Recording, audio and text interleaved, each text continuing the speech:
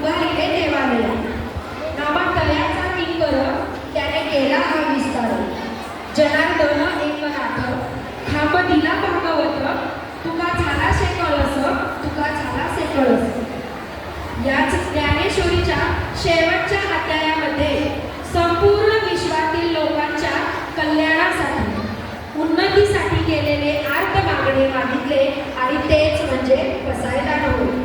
संपूर्ण विश्वात शांती समृद्धी ज्ञान आणि समाधान कायमस्वरूपी नांदावे यासाठी केलेली प्रार्थना विद्यार्थी पालक सर्वांनी